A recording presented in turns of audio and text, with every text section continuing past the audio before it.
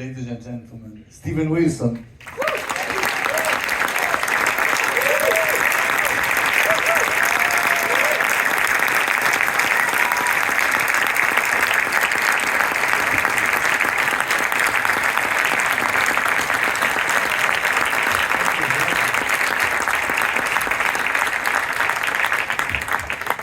What a great piece of work, great movie. Thank you. Congratulations to the actor here. Mike. Yeah.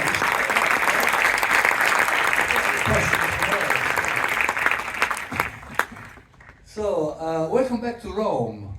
Thank you. You okay? Right. What are your memories of Rome? Well, as I'm sure everyone here knows, this was the city where very early on in my career, I could come and play to 1,000 people when I was still playing to 3 people in a pub in England. That's not an exaggeration. The first time we ever came here, we were very, very surprised, pleasantly surprised, to discover that we were rock stars here when we were still literally playing to 3 or 4 people in a pub. So I think, you know, the relationship I have with Rome is a very fond one, and I appreciate that the Roman people took my music, or the music of the band at the time, really took it seriously and took it to their hearts very early on, and it's continued. Allora, vabbè, avete capito comunque, Roma è stata la prima città dove con la mia band tanti anni fa potevamo suonare davanti a 1000 persone, mentre in patria suonavamo davanti a 3 persone in un pub, per cui ci siamo sentiti delle rockstar, un grande rapporto di gratitudine con Roma che continua ancora adesso, anche con appunto i suoi dischi nuovi. So, the overview. What inspired you to write a piece of work about the overview effect? So it could be potentially a long answer, but I'll try and give you the basic short version. The inspiration for doing the overview was first and foremost because I don't like to repeat myself. Okay. So I'm always looking for something different to do every time. And this time around, I had a meeting with a guy called Alex Milas, who runs an organization called Space Rocks. Space Rocks is an organization that is dedicated to bringing together the worlds of science, astronomy, and music. And I thought maybe I'd do something collaboration with them, like an exhibition or an installation or something. And during one of our early conversations, he said to me, "Have you heard about this thing called the overview effect?" And I hadn't. And he explained to me what it was. It's the experience that astronauts going for the first time into space and looking back at the Earth from space have a very profound epiphany, a moment when their whole perspective on life changes, because they understand in that moment just how insignificant the Earth is, and therefore by extension just how insignificant the human race is. And I found that to be an absolutely fascinating idea. Straight away I thought, this is an album.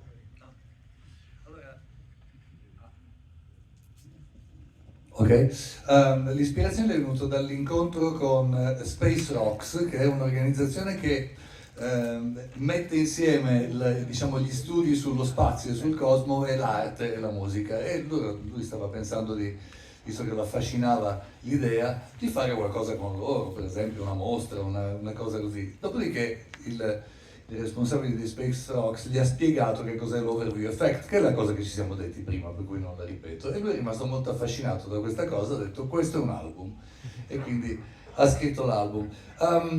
When music was first fascinated by the space, so at the end of the 60s, you know, when Bowie did Space Oddity, the Beatles wrote Across the Universe, a couple of years later there was Rocket Man by Elton John, and then there was a whole bunch of disco music tunes about space, extraterrestrial. You were very little, you were just born. So how did you feel this kind of fascination, the outer space and the space travels and something like this before this project? Yeah, I mean, the interest in space in terms of music goes way back beyond that. Holst, The Planets. Yes. One of the most famous pieces of classical music ever written. Certo, was written 100 years ago. In fact, during the First World War, I believe it was written. So there's always been a tradition of I think, artists, composers being fascinated with space. If you think about it, it makes sense, because what creative people do is they try to look beyond what is obvious. They try to reach for something that is unexplainable. And so I think there is a strong crossover between that impulse and the impulse that astronomers have to go into the unknown, to look into the unknown. So that fascination, that kind of mutual fascination, has always been there.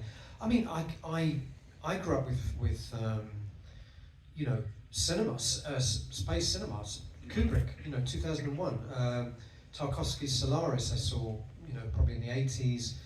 And I think cinema was a bigger inspiration to me on this particular record than music. I mean, of course, everyone knows Space Oddity, Life on Mars, Elton John's Rocket Man, all some of the other things you mentioned, Set the Controls for the Heart of the Sun, all that stuff. But so there is a tradition of musicians writing songs about space. But cinema was the biggest influence on me, and it's the reason why this album is really written as a piece of long-form music.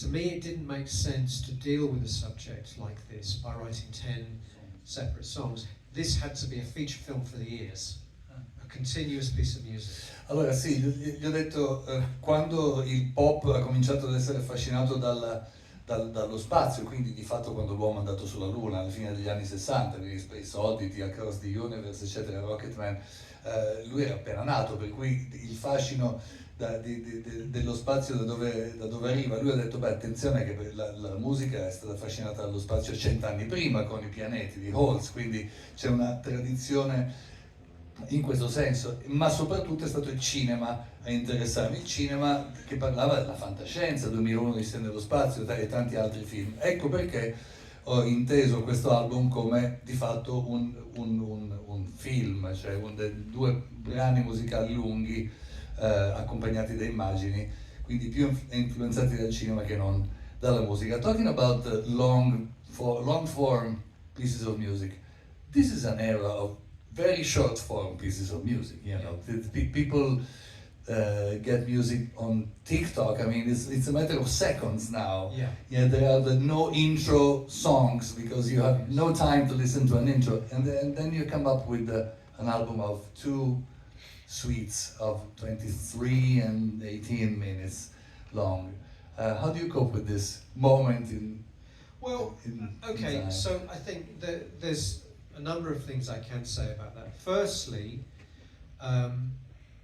every day of the week, hundreds of thousands of people go to the cinema, and they sit in the dark and they watch a movie for 90 minutes, 2 hours, and they don't, presumably, get up, go out, fix themselves a sandwich, check their email, text them. They sit and they engage with a piece of cinema. Why have we lost the ability to do that with music?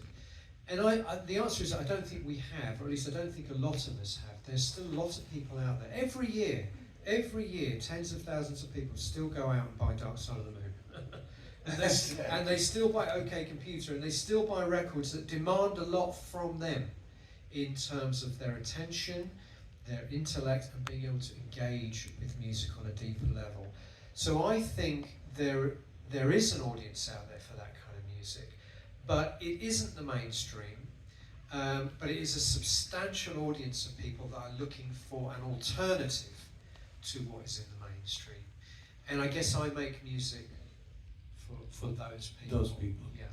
Allora, gli ho chiesto in un momento storico in cui la musica, soprattutto dalle nuove generazioni, viene consumata in termini di secondi, no? Su TikTok ci sono le canzoni che non hanno intro, ci sono i brani che devono dire tutto in 15 secondi, se no chi ascolta non ha più pazienza.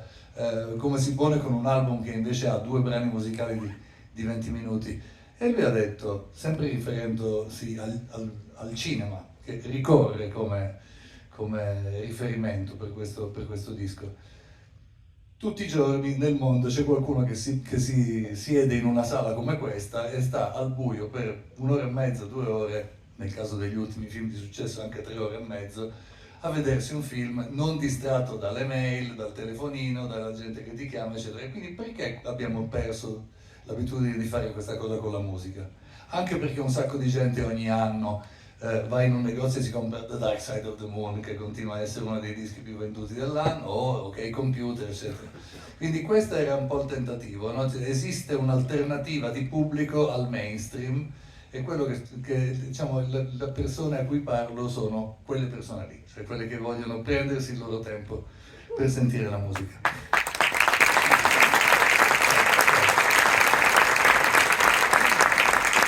So this album was recorded in Dolby Atmos, right? It's Dolby Atmos native. It was mixed in Dolby. Mixed in Dolby Atmos. Okay.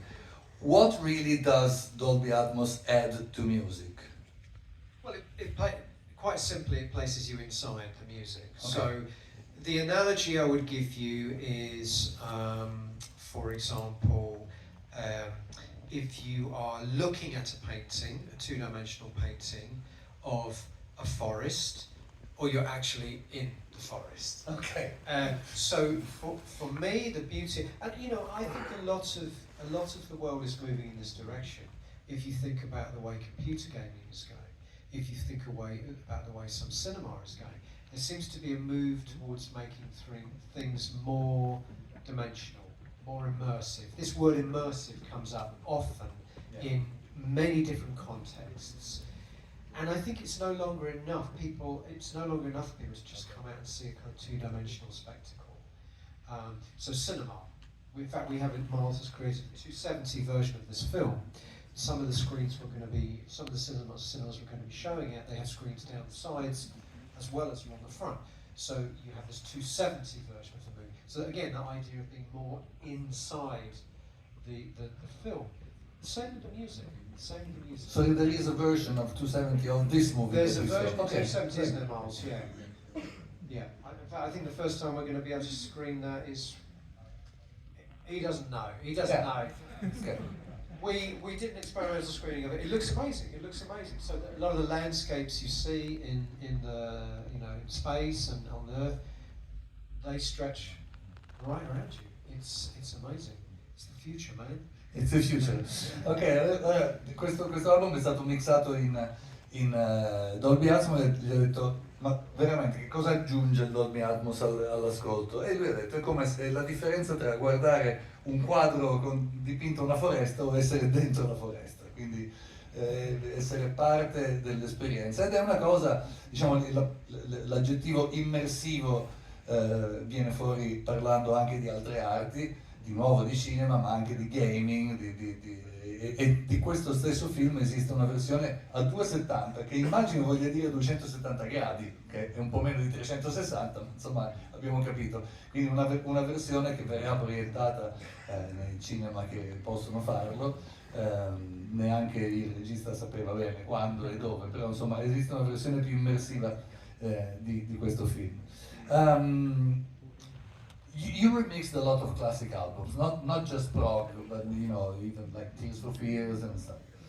And of course, Emerson Palmer and Yes and Jethro Tull. Did remixing those classic albums influence your recent writings? Not that I'm conscious of. I think, honestly, when I was making this record, I mean, listen, I've been listening to music for more than 40 years now. There's a lot of music that is deeply ingrained in my musical DNA, and it comes out all the time without me even thinking about it. Pink Floyd, Bowie, they all come out, and because I grew up with those guys and they're deeply ingrained in my DNA. I think the biggest influence on this record, as I think I said before, was the cinema. I think I'm at the point now where, having made records for 30 years, I have established my own musical vocabulary. And I know that I've established my own musical vocabulary, and I trust myself that anything I do really just ends up sounding like me. And my thing seems to be a bit of everything. A bit of electronic, a bit of ambient, a bit of prog, metal, bit of new wave, bit of jazz, bit of pop. It seems to be to mix all those things up but all filtered through my personality, and comes out sounding like a Stephen Wilson record. And I don't overanalyze that process. I don't quite know how it happens, but it happens in a very organic way.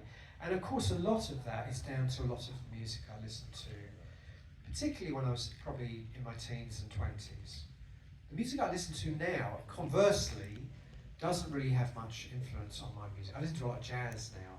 Okay. And noise music and experiment. And that's what you listen to at the now, mostly now, like old jazz music. And it doesn't have such a strong influence on my own music. The music I listened to when I was in my 20s, though, is my DNA. It is my DNA. Probably is everybody's DNA. I think it's the case with everyone. Yeah. Exactly my point. Yeah.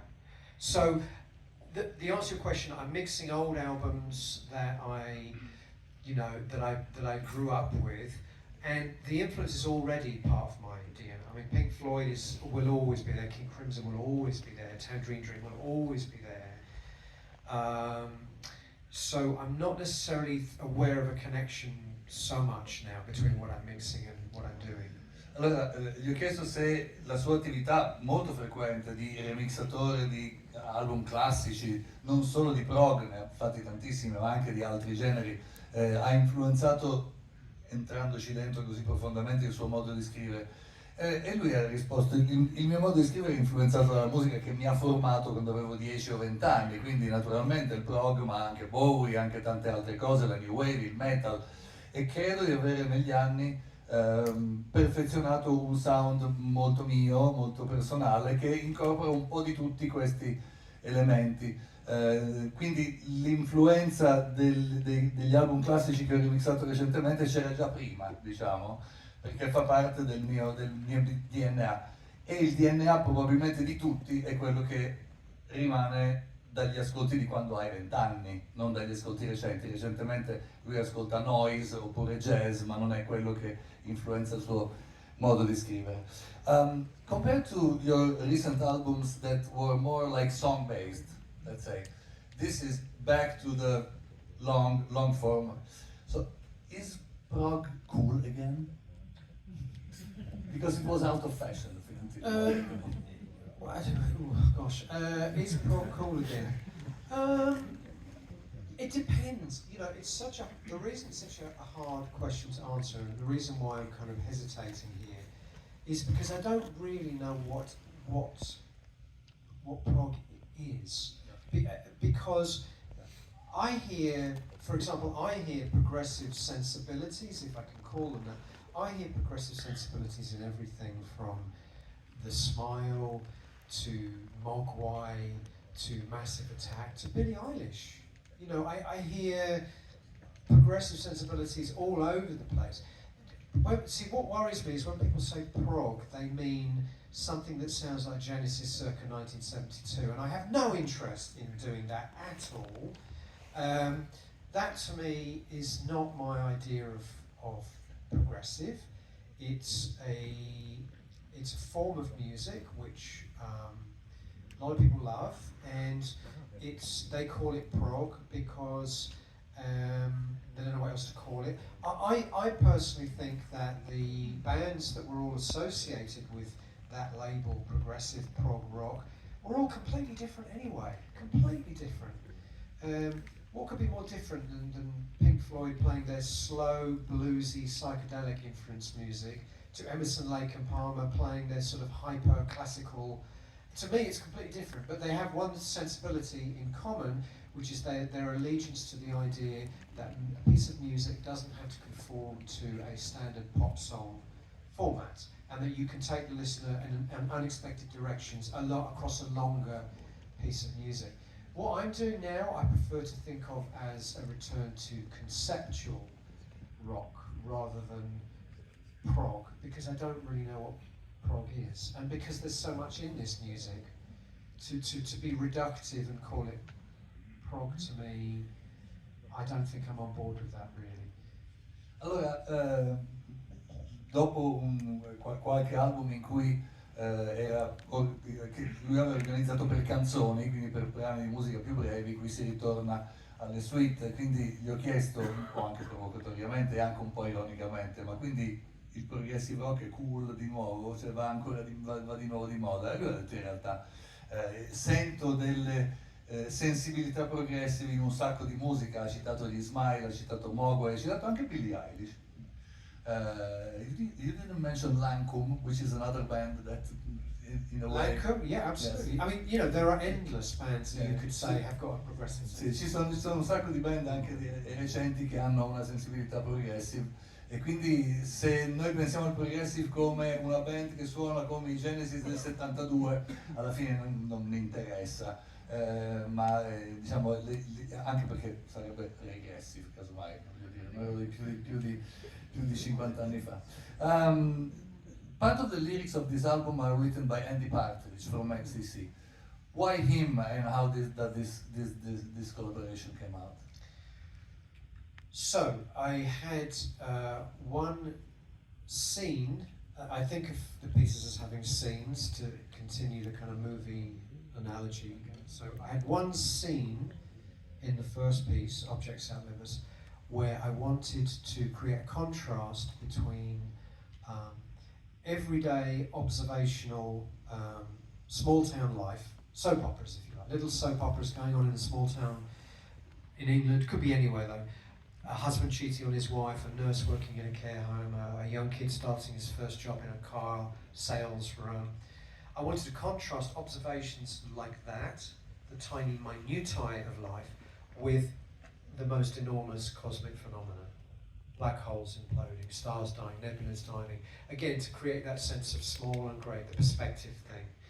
And Andy for me is one of the greatest, if not the greatest, along with Ray Davies of the Kings perhaps, the greatest in the English language songwriter at observing quote unquote ordinary lives. Particularly if lives outside of big cities. I mean, he British. Small town, British.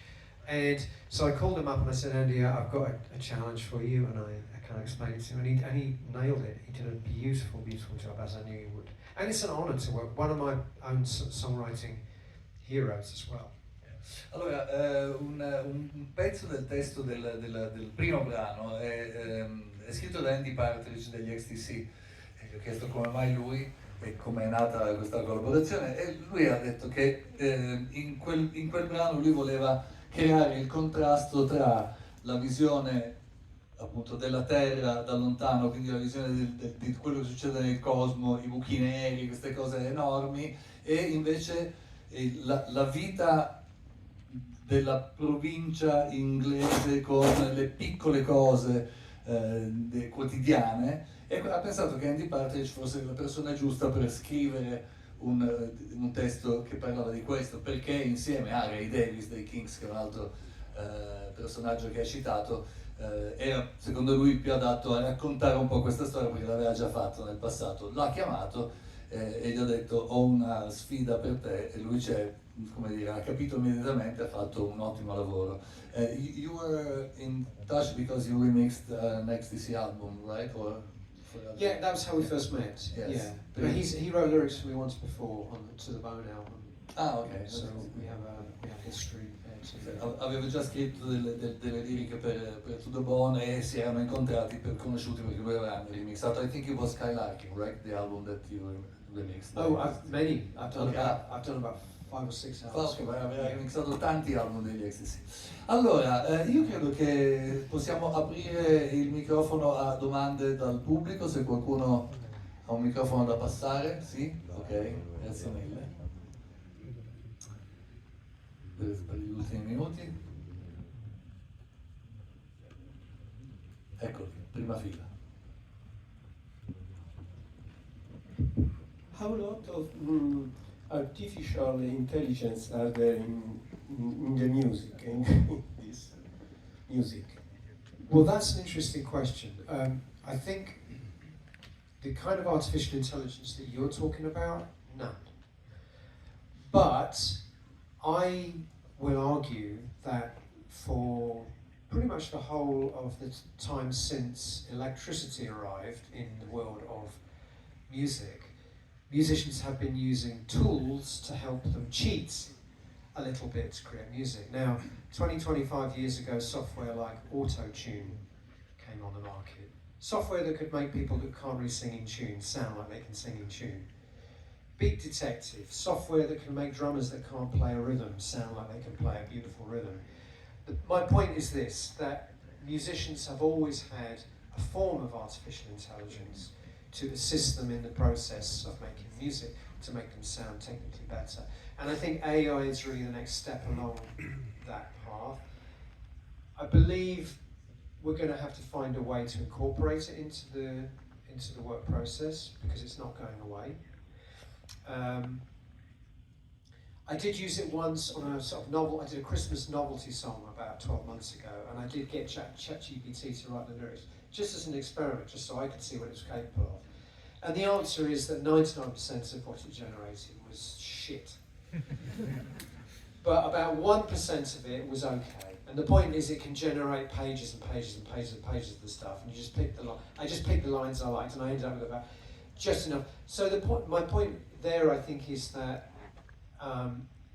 this kind of software is very good at creating a lot of material, most of which will be, certainly in my experience, most of which you can throw straight in the bin. So you still need to be able to curate or to edit what it gives you. And even then, I kind of felt like what it came up with, most of it was quite cliched, quite banal, quite cliched. Sort of lyrics along the lines of, you know, tears in the rain and stuff like that. They're not very sort of banal cliches. One of the things I love about music that really moves you is kind of sometimes it's the really unexpected twists and turns and the quirks and things that AI would never do that make something special. I like to think the overview is something AI could never have come up with. But maybe in 5 years it will be able to. I don't know. It's still early on. I don't know if that answers your question or not. It's a very big subject to talk about, and I can tell you that it's pretty much the subject that whenever any musicians get together now, we all end up talking about AI, because it is like the elephant in the room. How is it going to affect our job? And I think we're going to have to find a way to bring it in somehow. Risposta lunghissima e domanda molto precisa, cioè l'intelligenza artificiale, in realtà c'è sempre stata nella musica l'utilizzo di qualcosa che era assimilabile a seconda del tempo in cui è stata creata a quello che adesso è l'intelligenza artificiale, la batteria elettronica, autotune, insomma le cose che sono state inventate nel tempo e che l'uomo ha saputo usare, ma che di fatto erano un modo artificiale per arrivare a certi risultati. È ovvio che non se ne andrà, l'intelligenza artificiale è una cosa che progredirà sempre di più, per cui bisogna essere capaci poi a usarla, bisogna imparare ad usarla in maniera intelligente e creativa, e, insomma poi ne avete tante altre, però insomma credo che questa sia un po' la... che lui ha scritto, conoscete la canzone di Natale, no? Your Christmas song, that was like the lyrics were written by ChatGPT. Yes, but they were written, the instruction to ChatGPT was write Christmas lyrics in the style of Stephen Wilson. Without mentioning the word Christmas, right? And, well, the first version it generated, and then we said, and now do it again, but this time don't mention Christmas. Okay. So it's, I mean, in that case, I mean, it is extraordinary. I've got to say, it is extraordinary what it does. But what it does is, in my experience at the moment, what it does is extremely obvious and extremely cliched, and what I like is things that are not obvious and not cliched and that are a bit challenging to the ear. Allora sì, la canzone di Sempre Sky si chiamava, mi sembra. Lui ha detto a ChatGPT: scrivi un testo di una canzone di Natale nello stile di Steven Wilson. Ok, fatto. E poi dice: adesso riscrivilo senza usare la parola Natale, che è una bellissima sfida. Però insomma dice che alla fine è molto interessante. Insomma, tutti noi credo che stiamo ogni tanto cercando di capire come funziona, però è molto cliché, cioè è molto attendibile, per cui noi come umani siamo meglio di chi invece non può andare oltre i cliché. Altra domanda? You hear me? Okay, yes. I see. Let me first say that I'm stunned, but what a distant It's an amazing album. It sums up what you did in 30 years of your career. It's like listening to Mike Oldfield finding a way to blend his pop side and his prog side at the best. Thank you. It's really amazing. Thank you very much. I'm 50 years old. I'm 50 years old, and it makes me very sad when people of my age talk about music like an old friend who passed away 30 or 40 years ago.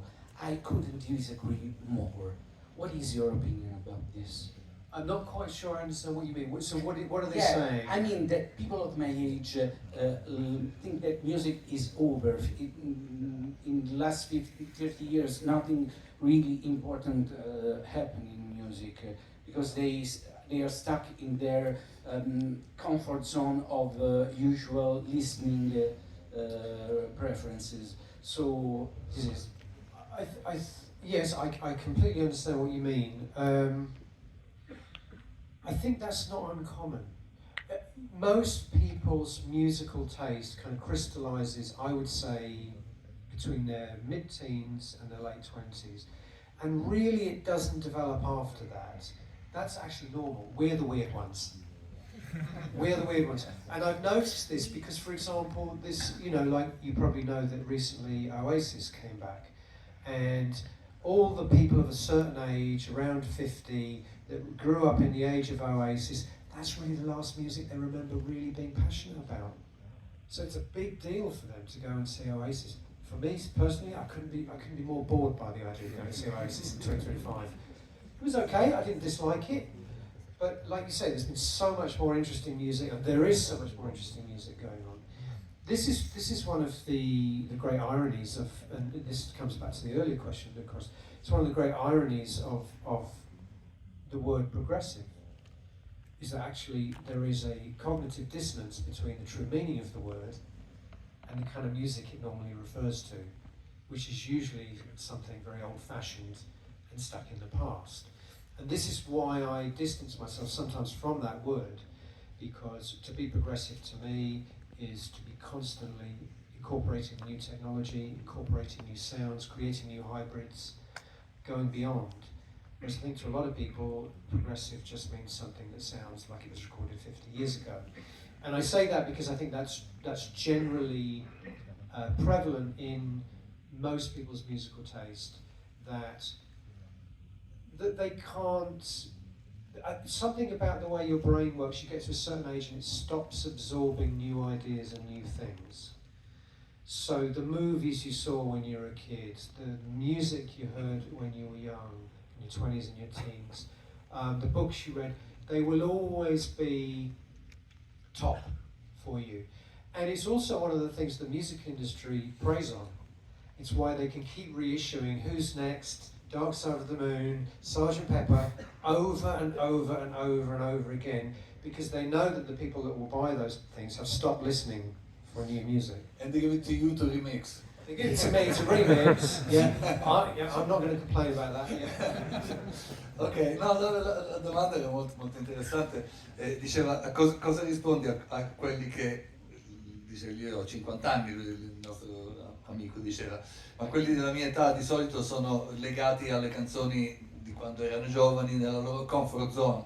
E lui dice, ma è abbastanza normale, nel senso che come abbiamo già detto prima, insomma, i gusti ce li formiamo da quando siamo teenager a quando siamo alla fine dei 20 anni, e quelli rimangono le nostre cose preferite della vita, nella musica, nel cinema, in tante altre cose.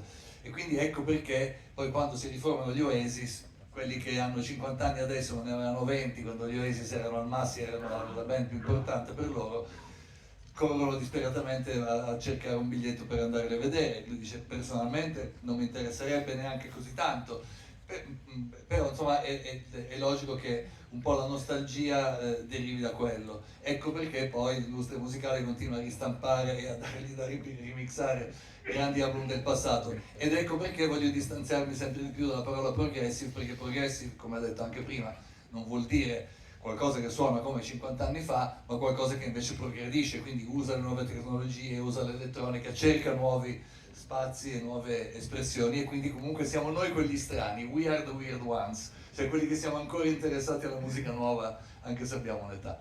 Direi che un'ultima domanda, ok? Ok, un'ultima domanda se c'è. E poi Yes. Hi, Stephen. Yeah. Okay. Yeah. Lately, we just came out of COVID, all of us, and you wrote a brilliant piece of music. It was in your last PT album, and it was Of the New Day, and it was a very hopeful and welcoming piece. It felt like I'd say a sunrise, a kind sunrise of a piece, right? But here, the imagery we saw at the start was quite strong, right? It was kind of apocalyptic, I'd say, because I mean we've all noticed we've been having some issues in the world lately, right? And some of these issues involve an orange man, but that's right. So is this a change of tone compared to what Of the New Day might have been? Well, you know, I think you're referring to one specific sequence in the album, and like I said to you, the album is kind of constructed like scenes in a movie. Now, if you're watching a movie, one of the beautiful things about a movie, and one of the reasons why I love to think of music in terms of movies, is that in movies, the mood is constantly changing from scene to scene. The characters are happy, the characters, something tragic happens, the characters are angry, the characters are nostalgic, the characters are sad, and you have this arc in terms of different emotional states. You don't have that very often in pop music. Pop music is, the song's happy, the song's sad, the song's angry. And I think one of the beautiful things about the notion of conceptual rock or progressive rock or whatever you call it, and classical music had this too, is this notion that you can also take the listener on a kind of emotional roller coaster in a single piece of music. And you don't underestimate the intelligence of the listener to be able to go with you on that journey. The scene that you're talking about is kind of this litany, this piece of prose I wrote, which basically touches on everything from the way we treat animals to the way we treat the planet. And it you know, you kind of touched this in the way in your question. It's hard to be very positive when you look around at the world. Particularly the last, I'd say things are getting worse by the year. The last 3 or 4 years, post-COVID, it's hard not to get upset about the way things are going sometimes. Why people think the way they do. I mean, spend any time on the internet and it's like lifting the lid off a chemical toilet and looking inside, isn't it? It's quite depressing how belligerent some people are about certain things. So let's just say the day I wrote that scene, I was feeling quite angry and quite negative. But there is a lot of hope on the record too. I mean, ultimately the message I hope people will take from this record is that the universe doesn't care about you and your life. It's completely insignificant. Isn't that a beautiful thing? Enjoy the ride. That's really the message I want people to take. And the end is very hopeful. I think so. Yeah, I think so. Yeah.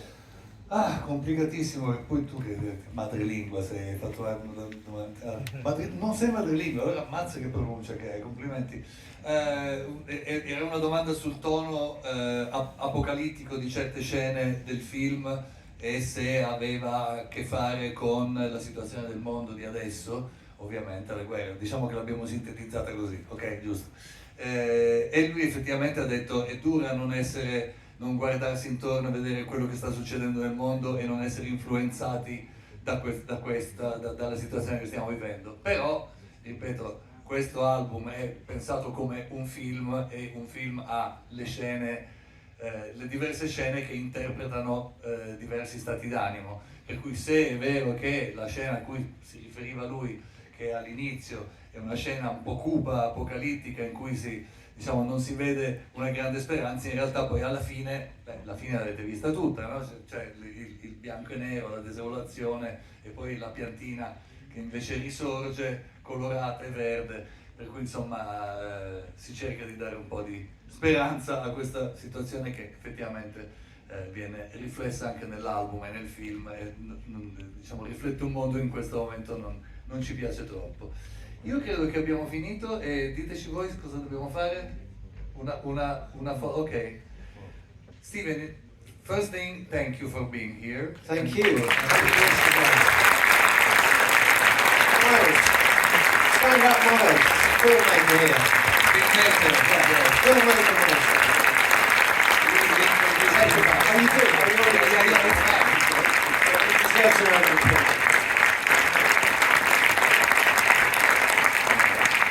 And I think it's